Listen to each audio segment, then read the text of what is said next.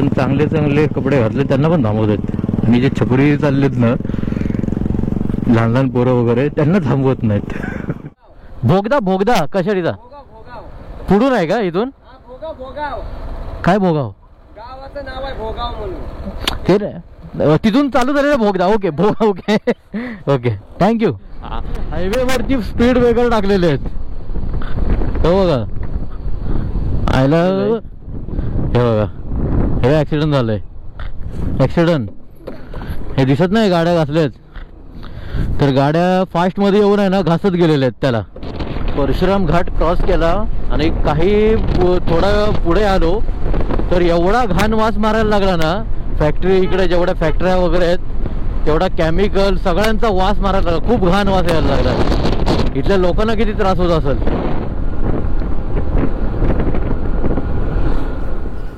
नमस्कार मित्रांनो, मी किरण पाष्टे आणि आपलं स्वागत करतोय आपल्या मराठी युट्यूब चॅनलमध्ये. तर गुहागर मधला आजचा शेवटचा दिवस आहे. तर आता हेमंत हॉटेलमधून चेकआउट करतोय. कधी तुम्हाला यायचं असेल तर नक्की भेट द्या. चांगली सोय आहे इकडे. त्यानंतर आता चेकआउट करून मी अमितकडे निघतोय. अमित बोलला नाश्ता करायला इकडेच ये, त्यामुळे नाश्ता करायचा आहे. नाश्ता करून राहिलेल्या काही रील असतील त्या शूट करतो आणि मग निघू. आपला त्यानंतर जेवायचं पण आहे तिकडे. कालच्या इकडे जेवायचं आहे मला. काल गेलेलो तिकडे. त्यानंतर डायरेक्ट मुंबईलाच निघू इकडून.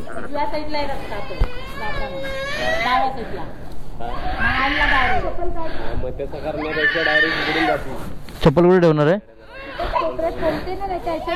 चला भेटू. येतो लवकर. हा चल बाय.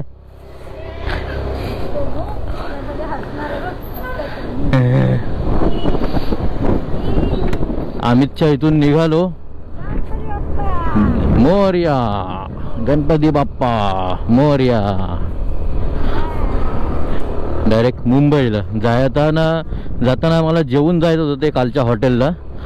पण नाश्ता आम्ही एवढा मजबूत केला की माझं पोट भरलं. म्हणजे सगळ्यांचंच पोट भरलं. त्यामुळे आता जेवण करायचं असं मन नाही होत आहे.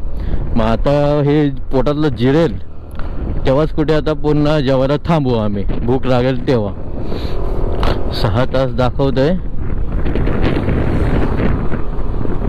स्पीकर कुठे? स्पीकर तर हिला आता उठायला कंटाळा आलाय.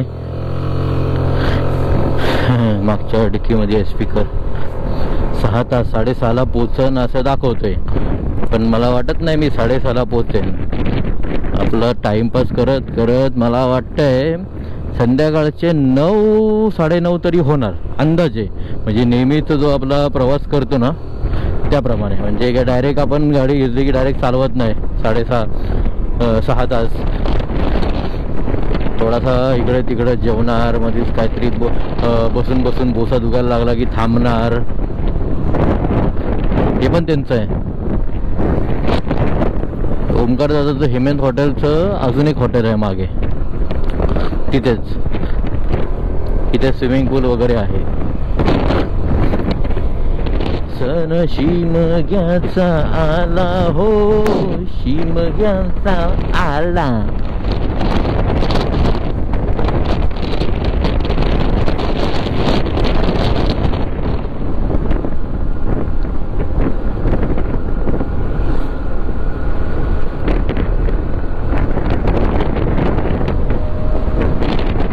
हायवेला लागलोय. नाही आता हायवे टू हायवे जायचं आहे आपल्याला.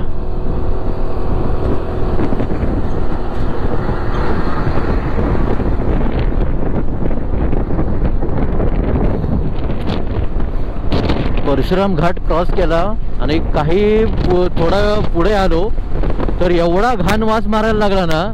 फॅक्टरी इकडे जेवढ्या फॅक्टऱ्या वगैरे आहेत तेवढा केमिकल सगळ्यांचा वास मारायला लागला. खूप घाण वास यायला लागला. इथल्या लोकांना किती त्रास होत असेल त्या फॅक्टऱ्यांचा वगैरे. खूप घाण वास आहे.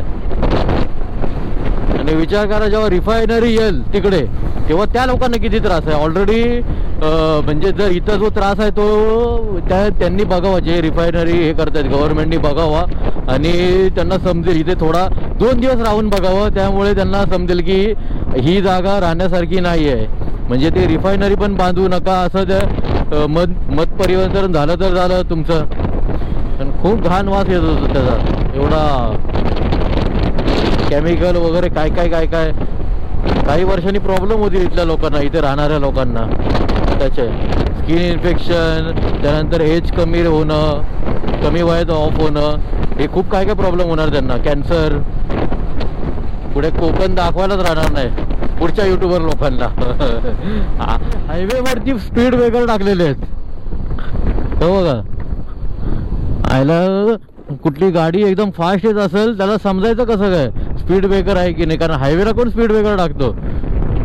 जरी त्याने ते मार्किंग केलंय त्याच्यावरती, तरी जो एकदम फास्ट येतोय तो हायवेला स्पीड ब्रेकर नसल्यामुळे तो फुल फास्ट मध्ये येत आणि उडेल फुल त्याच्यावरून.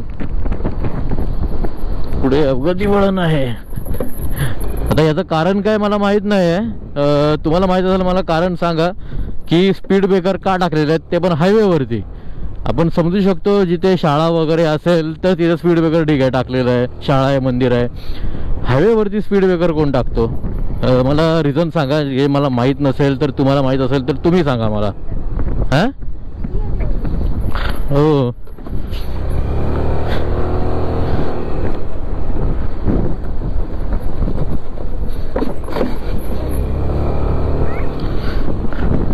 मला असं वाटतंय पहिलाच एक स्पीड ब्रेकर आहे, त्यानंतर हे जवळ आहेत सगळे.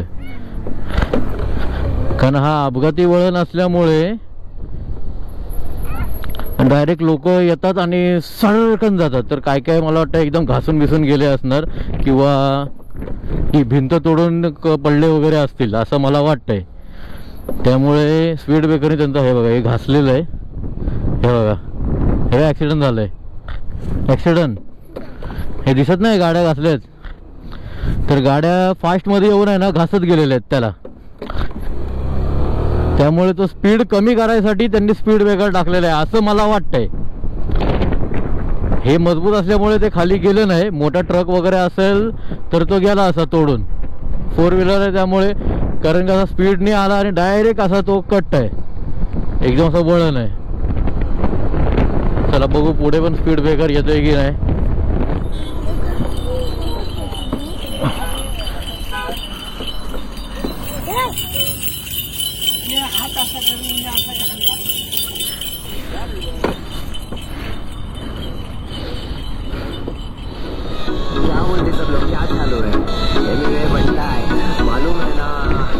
कालकाई मंदिराच्या इकडे आतापर्यंत मी 2 वेळा जाऊन आलो मंदिरामध्ये कालकाईच्या.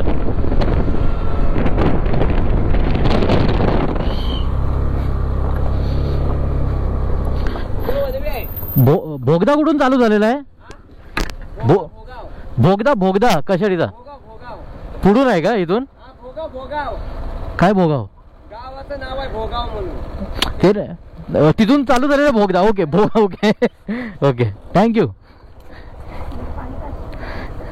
तरी इथून किती मिनिटावर असेल? 15 मिनिटं ना. 15 मिनिटं जाताना 1 तास तुम्हाला. ओके 15 मिनिटात या. हां ओके ओके.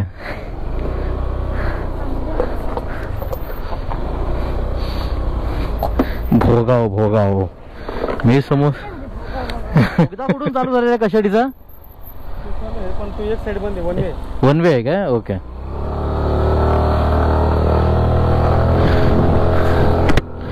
येताना चालू झालेलं आहे, म्हणजे तिकडून इकडे चालू झालेलं आहे. इकडून जायचं तिकडे नाही चालू झालेलं आहे. त्यामुळे पुढच्या वेळी जर कधी आलो तर आपण तिकडून इकडे यायचा प्रयत्न करूया. म्हणजे 45 मिनिटाचा रस्ता 10 मिनिटावर आलेला आहे. म्हणजे जिथे वळण करून जायचं आहे वळणातून घाटातून, तर ते डायरेक्ट ते भोगद्यातून त्यांनी सुरंग करून केलेलं आहे. हां तर मला पण झोप यायला लागलेली आणि हॉटेल पण आलं. बोललो चला जेवणच करून जाऊया, थोडीफार झोप तर उडेल.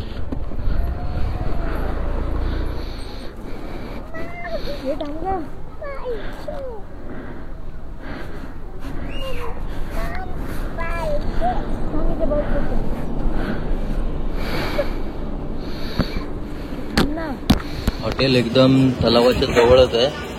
समोर तलाव आणि इकडे हॉटेल. इकडे पण बसायची सोय आहे, तिकडे पण आहे. आता टेस्ट बघू कशी आहे. तर मला काय आवडलं नाही. पूर्ण मटन पूर्ण गोडच लागतंय. मटन पण आणि चिकन थोडं असं गोड गोड लागतंय. की असं वेगळी अशी टेस्ट नाही लागली. एकदम खूप भारी असते ना एकदम, तसं नाही लागलं. हे चल लवकर.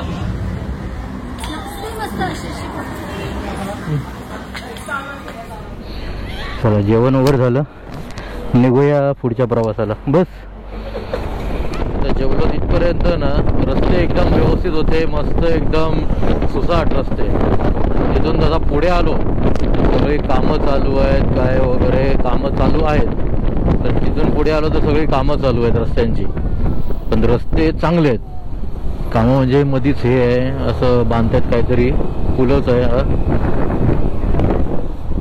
इथं मध्येच खोदून ठेवलंय. पण रस्ते जे आहेत ते डांबरी आहेत जायचे.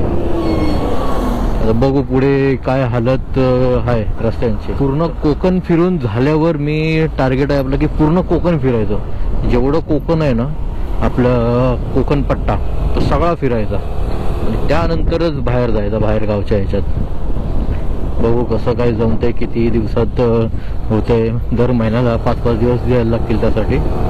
बघ ऑलरेडी मी दापोली फिरलोय, त्यानंतर संगमेश्वरला गेलोय, त्यानंतर रत्नागिरीला गेलेलो आहे, रत्नागिरी फिरलो, अजून गुहागर फिरलेलो आहे, वेळणेश्वर वगैरे सगळं झालेलं आहे तिकडचं, म्हणजे रत्नागिरीचं वगैरे झालेलं आहे सगळं. बघू अजून कोण कोण. तर हां मालवण राहिलं, मालवण पण फिरलेलो आहे आणि फुल ट्रॅफिक लागलंय.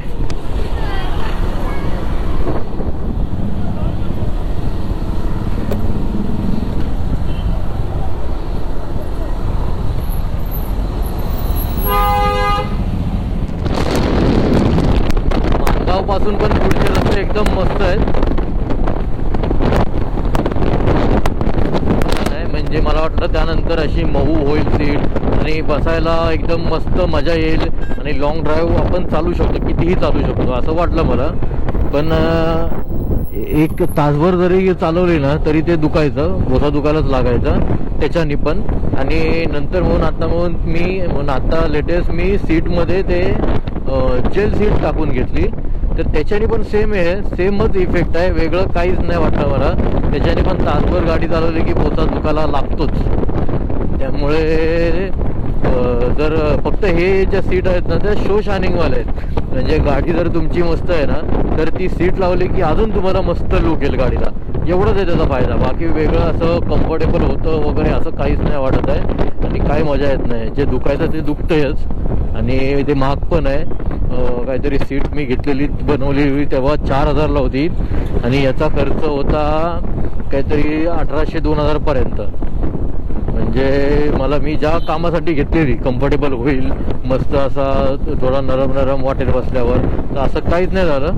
उलट जे दुखत होतं ते दुखतंयच. त्यामुळे जर कोण सीट लावायचा प्लॅनिंग करत असेल तर कृपया करू नका. जी सीट आहे तीच चालवा. किंवा वरती एक स्पंजचा लेअर येते बघा, स्पंजचं कवरवाली, ती लावली तरी चालेल. ती मला वाटते 200 रुपयाला येईल तुम्हाला तो कवर.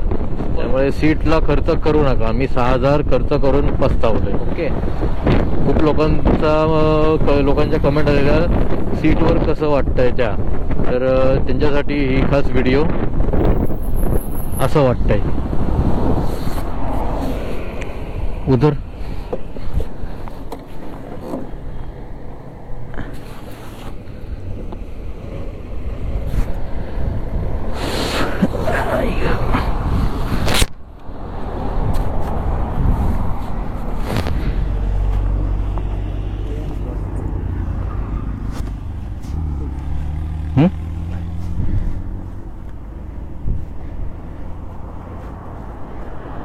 मला सुधरवलं एवढा. सगळ्या 2 व्हीलरवाल्यांना थांबवत आहेत. ते पण चांगले चांगले कपडे घातले त्यांना पण थांबवत आहेत. आणि जे छपरी चाललेत ना लहान लहान पोरं वगैरे त्यांना थांबवत नाहीत. बसली काय?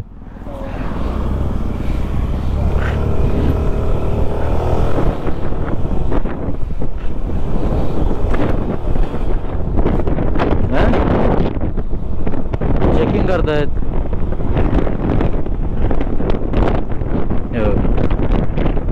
थांबवलं नाही. आणि जे प्रॉपर हे होते म्हणजे ऑफिसची लोक होती वगैरे त्यांना थांबवलंय त्यांनी. डोंगर बघा केवढा आहे.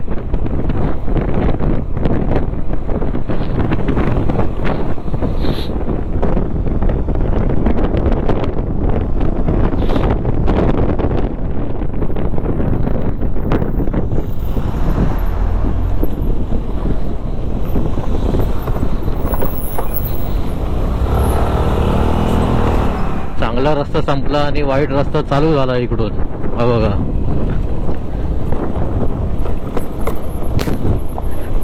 इकडचे कोण अधिकारी असतील, नगरसेवक, आमदार, त्यांनी पण लक्ष द्या जरा. इकडच्या मागचा कोण होता आमदार, त्या आमदार नगरसेवक कोण असतात ते, त्यांनी चांगलं केलंय मागच्या साईडला. इकडून खराब आहे. आता हे कुठं आहे काय माहित नाही. कुठं आहे सांगतो तुम्हाला.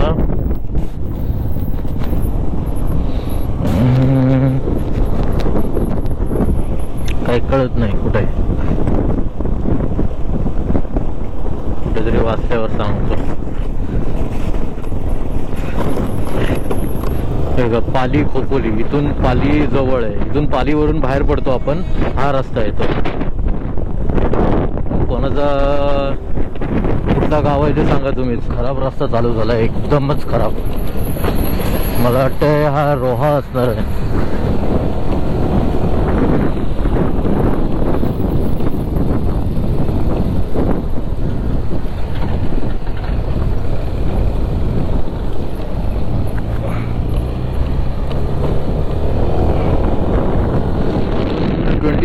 तरी रस्ते करायचे आहेत येतानाचे.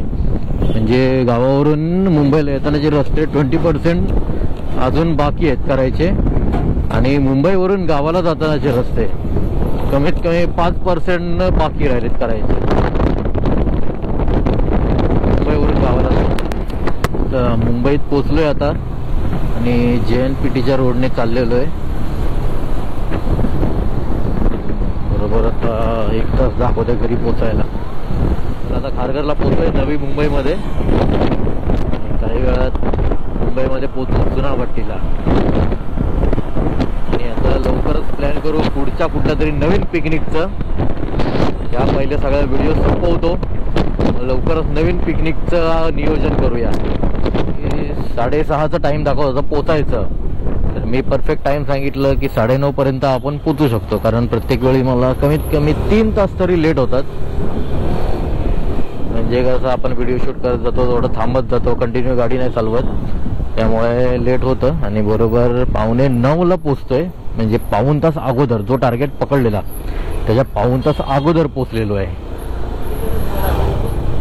आणि चुनाभट्टीत एंट्री केलेली आहे आपण.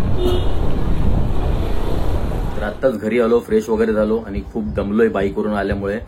तर आणि आजच आपले 2000 सबस्क्रायबर पूर्ण झालेले आहेत. तर दुसऱ्या चॅनलवरती जेव्हा 5 लाख कंप्लीट झालेले आहे ना, त्याला जो आनंद झाला नाही तो या चॅनलला कंप्लीट झाल्यावर आनंद झालेला असतं. म्हणजे मोठ्या व्हिडिओला चांगलं प्रतिसाद असतं, इन्कम चांगलं असतं त्यावरती. त्यामुळे जो युट्यूबर असेल त्यालाच माहिती असेल की शॉर्ट्स आणि लॉंग चॅनलमध्ये काय फरक आहे. तर जे काय ते तुमच्या सपोर्टमुळे आहे. आणि आजची व्हिडिओ कशी वाटली नक्की सांगा. आणि लवकरच आपण कुठल्या तरी नवीन ठिकाणी जायचा प्रयत्न करूया. चला bye, good night, take care.